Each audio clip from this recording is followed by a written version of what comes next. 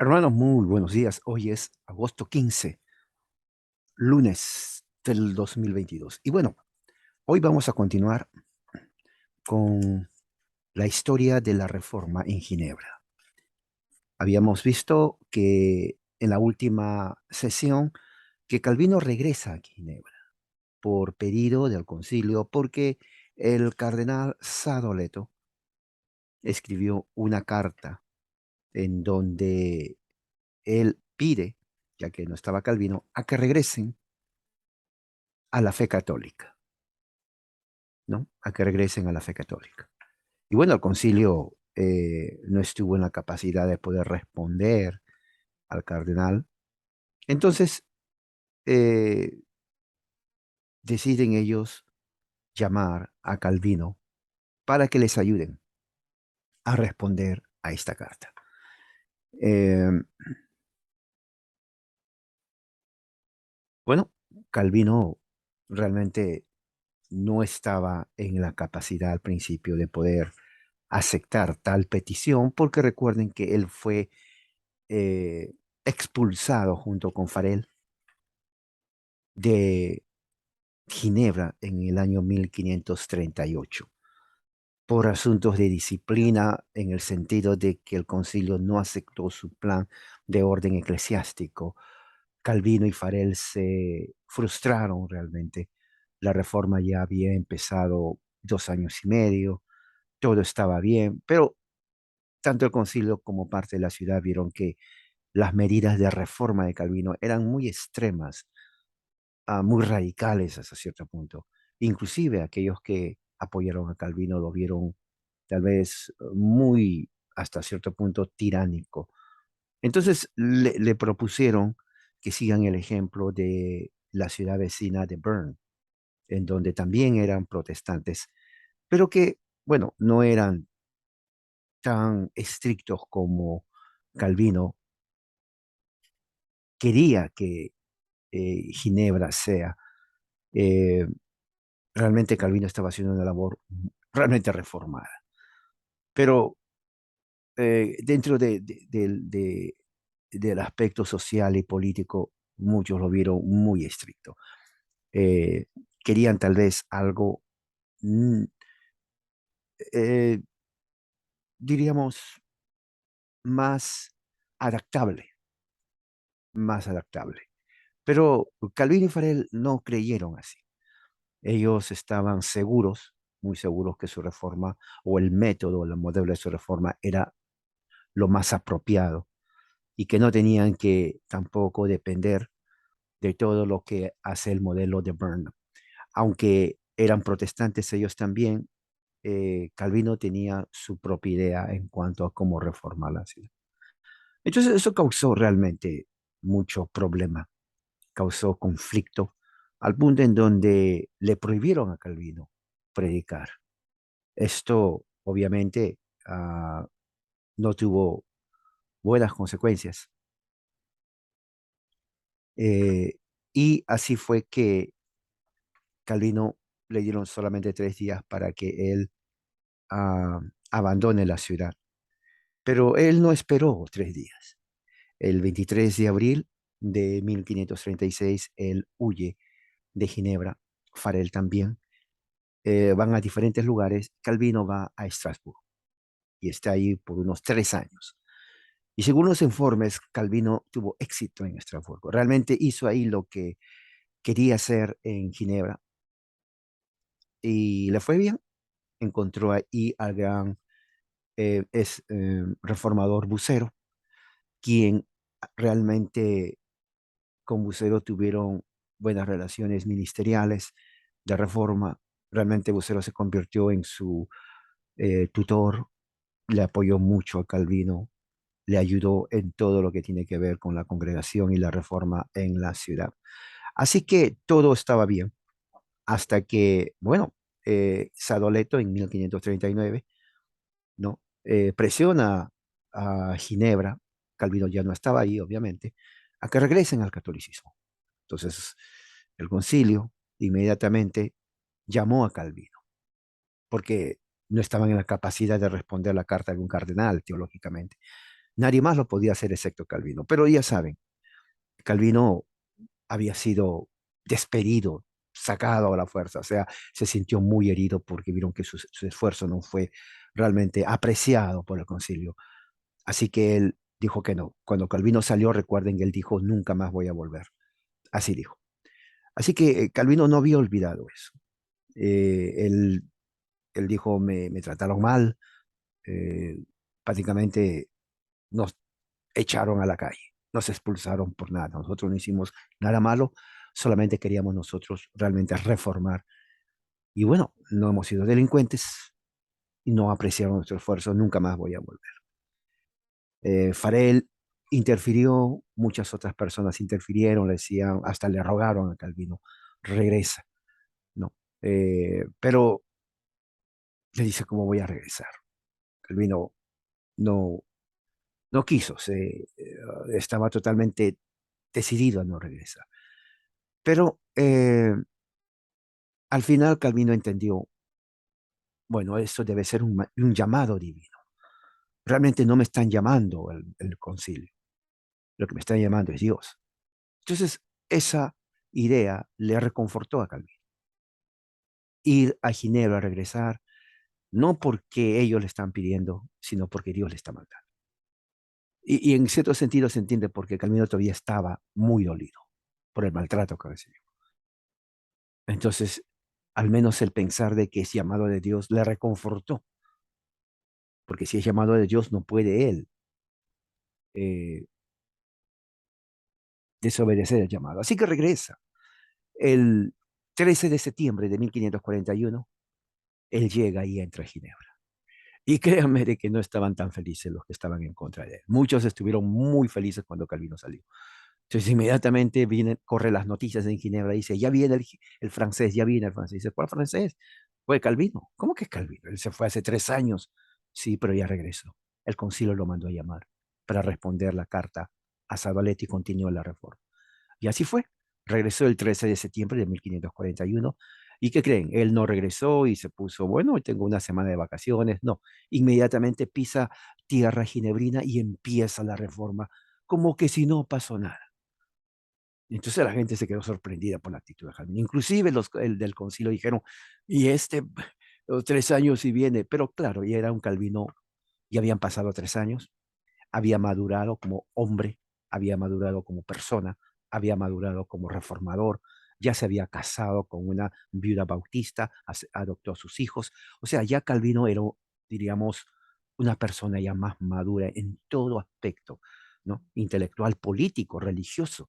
O sea, Calvino ya vino con una perspectiva más madura, más centrada, más maciza, más fundamentada.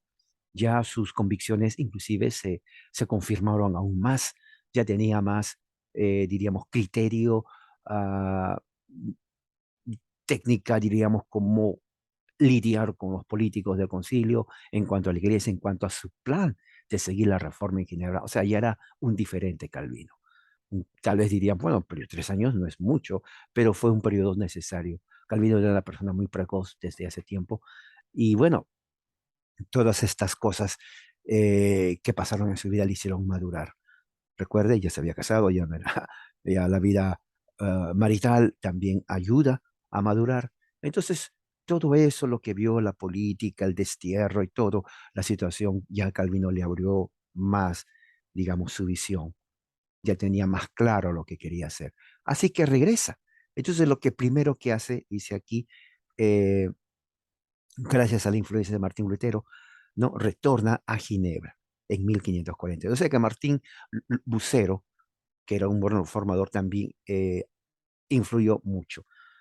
Muy bien, entonces él comienza a seguir su convicción teológica de una forma tangible. ¿No? En el mismo día que llega, dice, en la ciudad, él se presenta ante el Concilio Menor para pedir una comisión que se establezca otra vez, dice, para elaborar una nueva constitución para la iglesia. ¿No?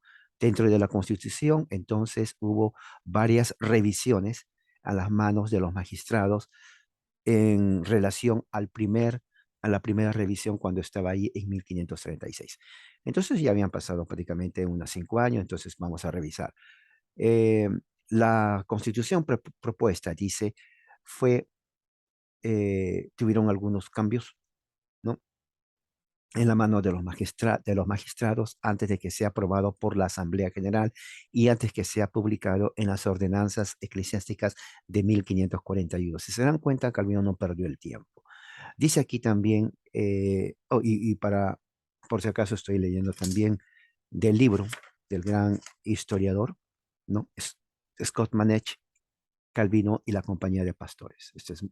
Está basado aquí en este libro, un volumen muy bueno, histórico, que nos ayuda a entender todo. Entonces, ¿qué más? En el siguiente año, 1542, Calvino publica sus nuevos documentos litúrgicos, en donde uno de ellos se llama la Forma Eclesiástica de Oraciones e Himnos, ¿no? El cual prescribe un orden simple de adoración, ¿no? Sin mucha, diríamos, ornamento comparado al catolicismo, ¿no? El himno, la forma de himnos y oraciones está centrada en la predicación, en las oraciones y en la administración de los sacramentos. Los salmos ocupan un lugar muy importante en la adoración. Los salmos es salmodia exclusiva. Los salmos era el único, diríamos, libro de texto para la adoración en la primitiva iglesia reformada en Ginebra, y de allí pasaron a los presbiterianos y también a los puritanos y a otras iglesias reformadas. Ok, muy bien. Dice aquí, incluyó 35 salmos en francés versificados, compuestos por Calvino, y el resto escrito también por el famoso poeta francés Clement Marot. Tengo un escrito sobre Clement Marot muy interesante, como este poeta francés muy conocido en ese tiempo ayuda a Calvino en la elaboración de los salmos. La tradición del canto congregacional del Salterio, el cual había impresionado mucho a Calvino. Calvino se quedó impresionado por el uso de los salmos. Por eso toda iglesia presbiteriana, no, al principio, ahora casi ya no hay, pero todavía existen. Muchas iglesias presbiterianas escocesas utilizan el salmo, inclusive iglesias bautistas primitivas utilizan la escritura, la salmodia exclusiva en sus adoraciones, no instrumentos a capela, y también los puritanos que llegaron aquí a los Estados Unidos e Inglaterra de ascendencia, los hugonotes también. Entonces, los salmos vienen a ser parte importante, distintiva de la verdadera reforma. ¿Ok? Usted quiere reformar su iglesia, es, eh, Salterio, salmodia exclusiva. Es muy importante. ¿Qué más? Dice aquí, durante esos meses también hace un nuevo catecismo, el Catecismo Ginebrino, 1542. eh, Consiste en 373 preguntas, ¿no? 373 preguntas. ¿Y qué más? También está incluido el credo de los apóstoles, los 10 mandamientos y la oración del Señor, el Padre nuestro que estás en los cielos. O sea, todo eso en el catecismo. También él enfatiza la importancia pedagógica en las iglesias calvinistas a través de toda Europa, ¿no? Eso es testificado por todos los documentos que existen hasta ahora, inclusive en las bibliotecas y museos, ¿no? En toda Europa. Se tradujeron en latín, en inglés, en español, en alemán, en italiano, aún griego y en hebreo. El catecismo ginebrino se convirtió en el medio primario para instruir a los niños. Calvino tenía una idea muy avanzada en cuanto a la enseñanza, la educación de los niños. La instrucción principal de toda iglesia reformada es justamente educar a los niños en el catecismo. Esto es algo muy importante, ¿no? De ahí prácticamente nace lo que se llama como la escuela dominical. La diferencia está en que en el tiempo de Calvino y en las iglesias reformadas, escuela dominical prácticamente viene a ser la escuela sabática, en donde se enseñaban los catecismos. 373 preguntas. Cuando aparece ya el catecismo de Westminster, entonces se enseña también eso a los niños y a los adultos. Una buena herramienta justamente para eh, crear, educar, ¿no? A los creyentes reformados y también instituir en los niños valores morales, religiosos, cristianos de la fe reformada. Eso también se enseña y se usa en los hogares. Una de las razones por las cuales la creación de Estados Unidos es el ejemplo mismo, como siempre digo, tangible de la influencia de Juan Calvino en el mundo, diríamos. Los Estados Unidos deben mucho a Calvino su existencia y el catecismo de Juan Calvino prácticamente es la base espiritual de los Estados Unidos. Eso es así. Eso es así. Inclusive la Catecismo y Confesión de Westminster debe mucho también a los escritos de Calvino. Las confesiones que hace en Escocia también debe mucho a Juan Calvino. Prácticamente él es el padre de los hugonotes, de los presbiterianos, de los reformadores, de los puritanos y de los Estados Unidos de América. Nunca se olvide usted eso. Eh, ¿Qué clase de estructura eclesiástica Calvino quería construir? Entonces dice que, bueno, los críticos decían que Calvino quería crear una teocracia. Y obviamente parece que las condiciones daban lugar a eso porque era muy estricto. ¿Ok? Él quería que los domingos, por obligación, uno tenía que asistir a la iglesia. Por obligación, uno tenía que aprender el sermón. Llegando a la casa ese día domingo, no era para jugar, era más bien para reflexionar, para hacer cosas referentes a cosas divinas, leer la Biblia, orar, cosas que tengan que ver con la iglesia. Él se aseguraba realmente que cada persona, cada hogar, realmente siga ese estándar de conducta cristiana, con la ayuda del magistrado. Los que no hacían eso realmente eran castigados. Por eso que decían que era un dictador, por eso que no lo querían. O sea, inclusive muchos reformados, vuelvo a repetir, decían, sí, está bien, pero ya se fue al extremo. Ok, no queremos eso. Queremos cierta libertad, diríamos así. O sea, no libertad para hacer lo que queremos, pero bueno, no control.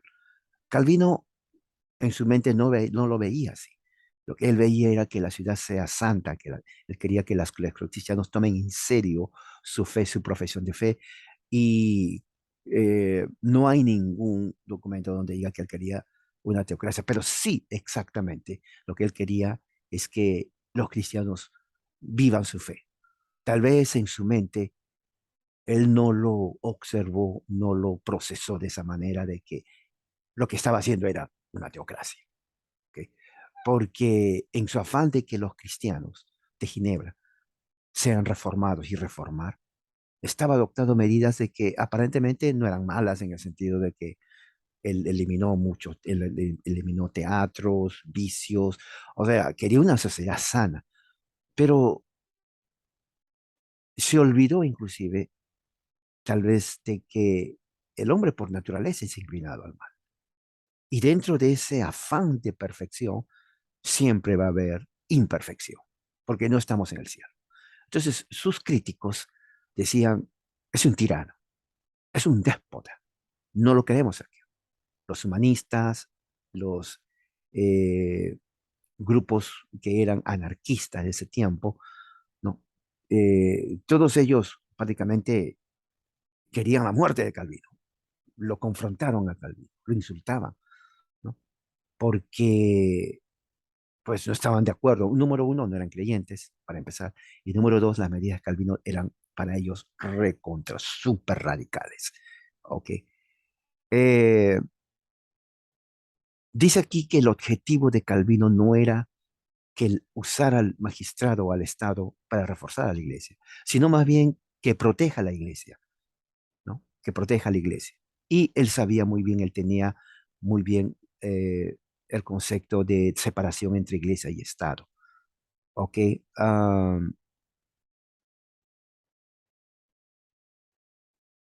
Por ejemplo, él escribió a Viret, a su amigo, ¿no? Que él decía de que estaba muy preocupado, ¿no? De que el Estado sea el que juzgue la doctrina de la iglesia.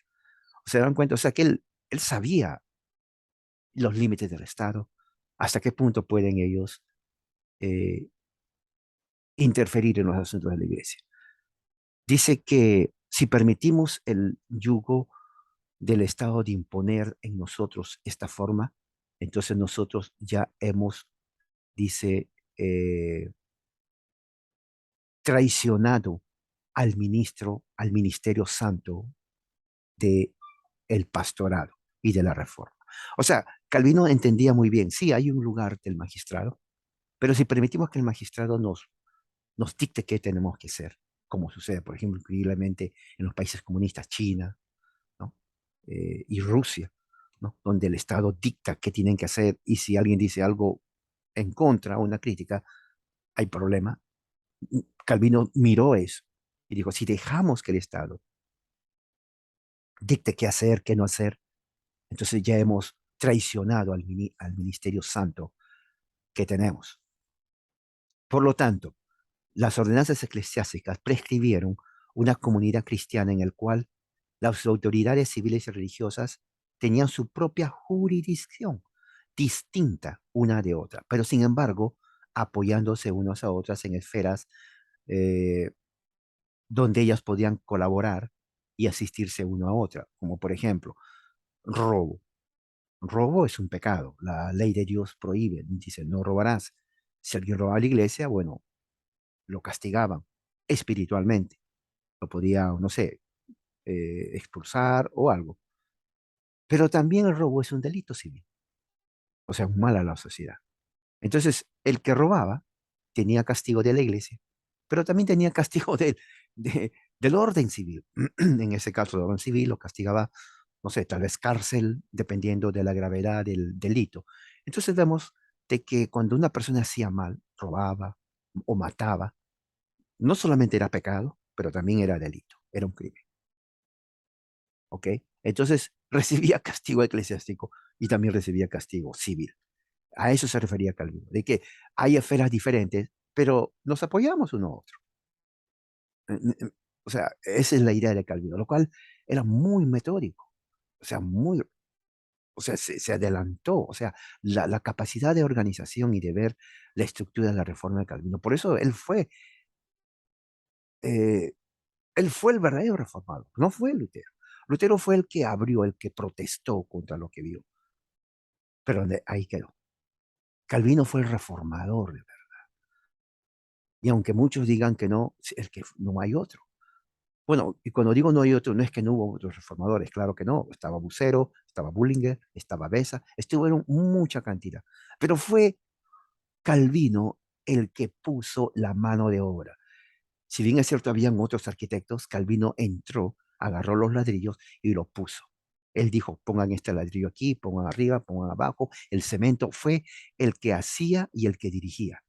No solamente estaba dirigiendo, también lo hacía. Pero mientras hacía, decía, pon tú esto, agarra tú el cemento, y él ponía el ladrillo. Ok, no, saca ese ladrillo, y él seguía. O sea, no estaba solamente dictando, él hacía y dirigía, hacía y dirigía. Es, fue realmente, a mi entender, por lo que estamos viendo la evidencia, el verdadero reformador. Entonces, ¿qué sucede? Entonces, la Iglesia es responsable para interpretar la revelación divina y ejercitar la jurisdicción sobre asuntos espirituales. El Estado, sin embargo, tiene el poder temporal sobre asuntos de la vida civil y proteger a la Iglesia. La idea de Calvino es que el Estado sí hace cosas del mundo temporales, pero también está a proteger a la Iglesia. O sea, no son enemigos. O sea, no es que el Estado aquí, la Iglesia acá y se miran de lejos. No, cada uno hace su función, pero el Estado protege a la Iglesia. Fíjese, ¿no? El Estado protege a la Iglesia. Entonces, ¿qué dice?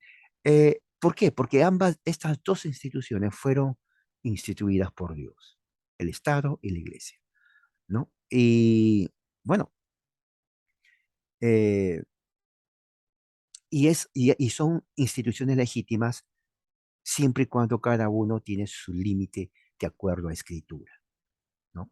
Es importante saber, dice aquí, que el principio distintivo de Calvino, pero interdependientemente del dominio, fue diferente del modelo de la separación de iglesia en Estado que aparece en la Constitución de Estados Unidos. Claro, porque en los Estados Unidos en 1776, ¿no? Los fundadores de Estados Unidos dijeron, la mayoría, el 90% eran protestantes calvinistas, ellos y de diferente secta o religión, dijeron, bueno, nosotros no vamos a elegir una iglesia en particular, porque hay cantidad.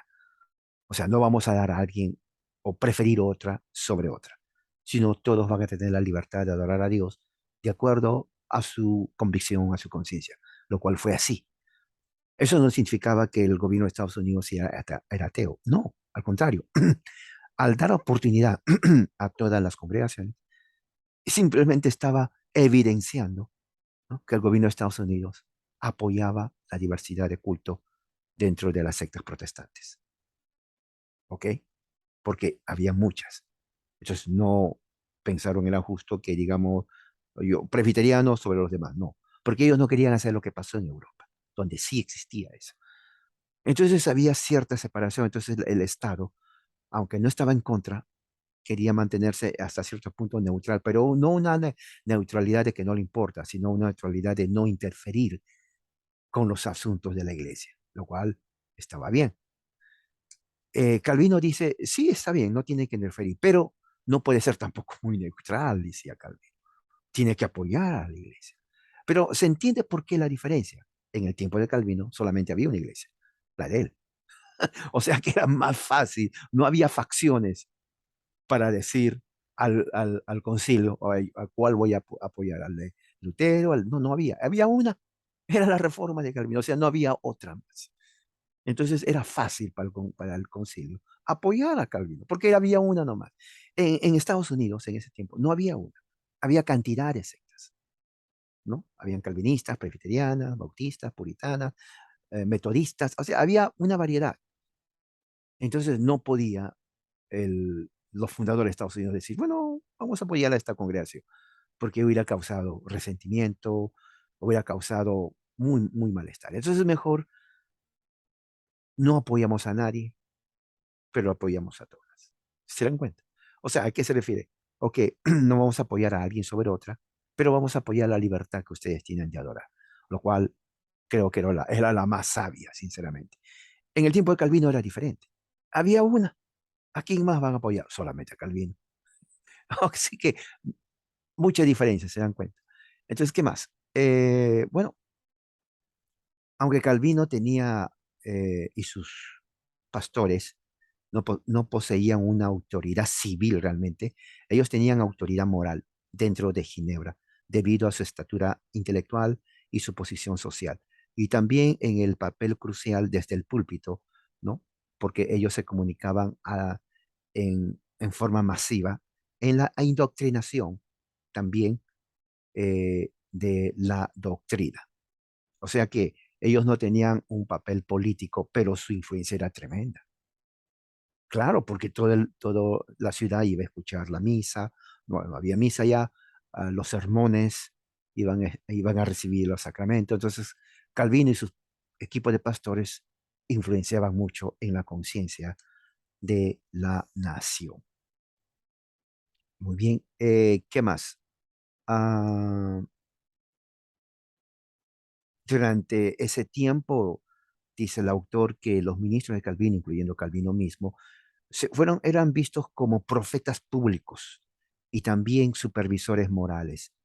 Y esto era lo que no le gustaba a la gente, porque los libertinos, había un partido político de los libertinos, en donde ellos vivían la vida, eran prácticamente ateos, o sea, ellos anárquicos, no estaban ligados a cualquier restricción moral, ellos hacían lo que les daba la gana. Entonces, con Calvino no fue así. Calvino era lo contrario 100%. O sea, no porque usted estaba libre en la calle podía hacer lo que le daba la gana. O sea, no podía usted emborracharse, no podía usted robar, destruir, porque usted hacía eso inmediatamente lo castigaba. Los pastores del tiempo de Calvino y Calvino mismo eran los que estaban encargados de cuidar la moral de la ciudad. Si alguien estaba haciendo algo malo, ya sea privado, en su casa o afuera, bueno, era castigado, porque no se permitía esto. Esta es reforma. Entonces, eso es lo que no le gustaba a la gente, porque la gente quería hacer lo que le daba la gana, no todos.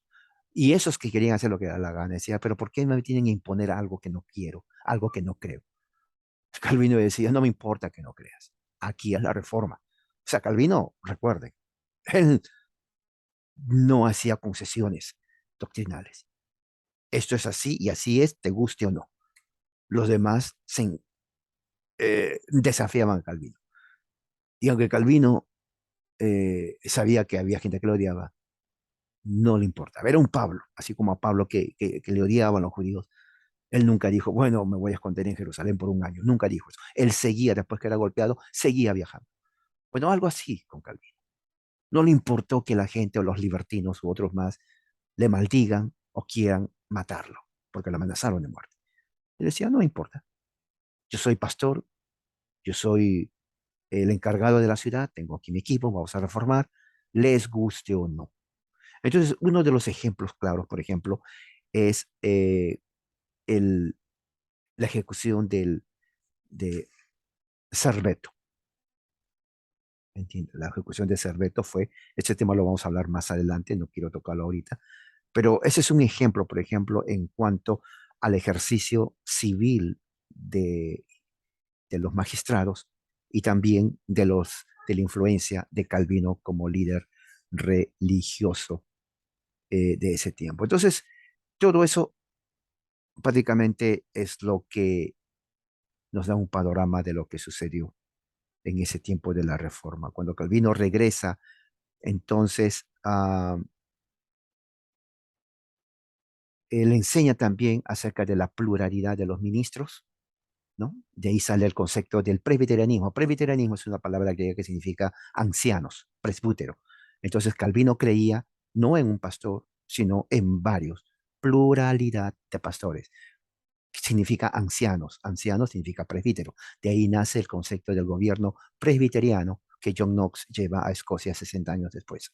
Muy bien, entonces lo que estamos viendo aquí es que no podía haber una iglesia si no había más de dos ancianos, porque eso es lo que decía Calvino, ¿no? El gobierno de la iglesia tiene que ser no prerrogativa de una persona, sino más bien de varios pastores, dos, tres, perfecto, ¿no? Ellos tenían que compartir los deberes del ministerio también con los doctores. Un doctor era un teólogo, ya no se usa esa palabra aquí, pero dentro del presbiterianismo se usó mucho. Y es más, creo que todavía se usa en algunas. Un teólogo es más que un pastor. Un teólogo enseña, obviamente, teología, pero también entrena a los futuros ministros dentro de la iglesia local. Eso es un doctor. Prácticamente es alguien que estudió teología, doctor en filosofía y en teología. ¿Ok? Pocas congregaciones tienen el doctor, pero sí hay todavía. Luego también él enseñó en cómo hacer la administración de los sacramentos dentro de la compañía de pastores. Así se llamaba su grupo, la compañía de pastores. Y bueno, ¿qué más? Dice aquí también, los ministros que vinieron después de Calvino en Ginebra también estaban comprometidos al mismo programa de la supervisión moral y disciplina eclesiástica. Para ellos, así como para Calvino, la disciplina de la iglesia fue necesaria para el bien espiritual de la gente de Dios, indispensable como un marca de la comunidad cristiana que fue reformada en doctrina y práctica de acuerdo a la Escritura. Así que ahí lo voy a dejar por ahora, porque lo que viene después va a ser algo muy, pero muy, muy, muy bueno. Tiene que ver con la reforma en la adoración, la reforma en la adoración, y eso tiene que ver con el corazón mismo de la reforma, de la verdadera reforma.